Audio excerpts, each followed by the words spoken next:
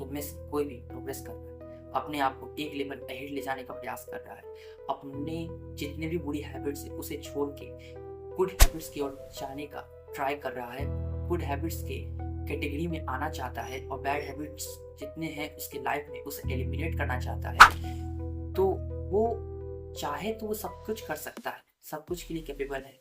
लेकिन जैसे ही वो आगे बढ़ेगा, एक स्टेप और आगे बढ़ेगा, एक स्टेप और आगे बढ़ेगा, अपने आप को गुड हैबिट्स में ऐड करते जाएगा, अपने बैड हैबिट से जितना हो सके उसे एलिमिनेट करना चाहेगा और करेगा भी। लेकिन एक चीज़ जहाँ वो मात खाएगा, अगर वो चीज़ कंट्रोल कर लो, उस चीज़ को अगर तुमने मैनेज कर लिया अपने हिसाब से, कंट्रोल तो तुमसे कर ही नहीं सकते, कंट्रोल करना होता तो बहुत क्या ही बात थी, सभी लोग कामयाब हो जाते, लेकिन तुम उसे कंट्रोल नहीं कर सकते हो, बस तुम उसे मैनेज कर सकते हो, क्योंकि वो किसी काबू में नहीं। वो क्या है? That's a time, and that's a term that is now introduced by my self, time management, जो बहुत मुश्किल है। कई लोग जो बहुत ज़्यादा सक्सेस हासिल करते बैठे हैं, वो लोग भी 100% टाइम मैनेजमेंट नहीं कर पाते। क्यों? बहुत डिफिकल्ट है वो। 100% टाइम मैनेजमेंट कहने का मतलब पहले समझ लो कि तुमने अपने आप को उस 24 घंटे के लिए पूरी तरह से बांट रखा है। यानी डेट मीन्स है कि जैसे ही कोई पर्टिकुलर टाइम होगा तुम उस अकॉर्डिंग काम करोगे। इसको करने के तुमने पहले से ही अपने सारे काम उस समय के मुताबिक निर्धारित कर चुके हो, सेट कर चुके हो। जैसे ही वो अलार्म बजेगा, जैसे ही वो समय होगा, तुम उस काम को करने बैठ जाओगे, चाहे कैसे भी कर नहीं सको। 100% करना पॉसिबल ही नहीं है, क्योंकि बहुत ज़्यादा अनसर्टेनिटी लाइफ में है, और जहाँ अनसर्टेनिटी है उसे अचीव नहीं कर पाओगे। लेकिन एक लेवल तक तुम टाइम मैनेज तो कर सकते हो ना। इसका मैं एग्जांपल देता हूँ कि अगर कोई बहुत ज़्यादा बदमाश है, तो उसका गुड हैबिट से कोई नाता है ही नहीं, वो सिर्फ बैड हैबिट्स में लगा हुआ है। लेकिन अब उसे रियलाइजेशन हो चुका है कि अब उसे उठाना है, उसे पढ़ना है, बहुत कुछ करना। उसने जब अपने ही क्लास के टॉपर स्टूडेंट को देखा तो उससे उसका रूटीन पूछा, वो कैसे करता है, क्या करता है, तो उसने सारा रूटीन बता दिया। इस लड़के ने क्या किया, उस रूटीन को लाया और अपने ऊपर कॉपी पेस्ट कर डाला और अपने आप को उस समय के अकॉर्डिंग झोंक दिया।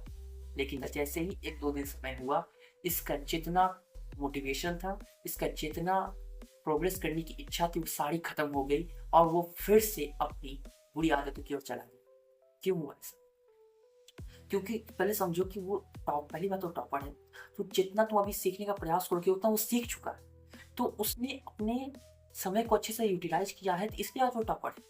लेकिन तुमने अभी तक कुछ किया ही नहीं है और तुम तुरंत अपने आप को उस लेवल में ढालना चाहोगे तो बहुत मुश्किल होती है, बहुत ज़्यादा फ्रस्ट्रेशन होगा, क्योंकि इतनी ज़्यादा एंजाइटी लेवल इंक्रीज हो जाएगी तुम्हारी कि तुम कोई भी काम कर ही नहीं पाओगे, टिक ही नहीं पाओगे, तुम्हारा अटेंशन पावर पूरी तरह से लो हो जाएगा, तुम डिस्ट्रैक्ट होने लगोगे तुरंत और तुम्हारा माइंड डिफरेंट तरह का ऑप्शन देगा डिस्ट्रैक्ट होने के लिए।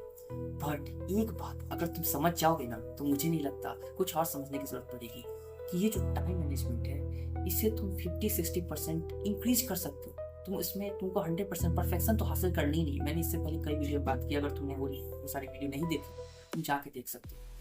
लेकिन परफेक्शन तुम्हें हासिल ही नहीं करनी, तुम्हें यहाँ हासिल करना है अपने समय की यूटिलाइजेशन को इंक्रीज करना, इंक्रीजमेंट में ध्यान देना, यूटिलाइजेशन करना है, डेली डाटा को अपडेट करना है, अब देखना है कि तुमने कितना समय कहाँ दिया, कितना समय तुमने कहाँ इन्वेस्ट किया। ऐसे तुम्हें अपने पर्सपेक्टिव को चेंज करना होगा, समय के अकॉर्डिंग अपने आप को देखना है कि मैं कहाँ फिट इन हो रहा हूँ, मैं कहाँ ज़्यादा काम कर पा रहा हूँ, कहाँ कहाँ मैं कम काम कर पा रहा हूँ। अपनी percentage of utilization of your work according to your time increase कर लेते हो, मुझे नहीं लगता तुम्हें कोई आगे जाने से रोक सकता है। So that's all. अगर कोई बात अच्छी लगे या कुछ गलत लगे, बस एक कमेंट कर दो। That's all I wanted.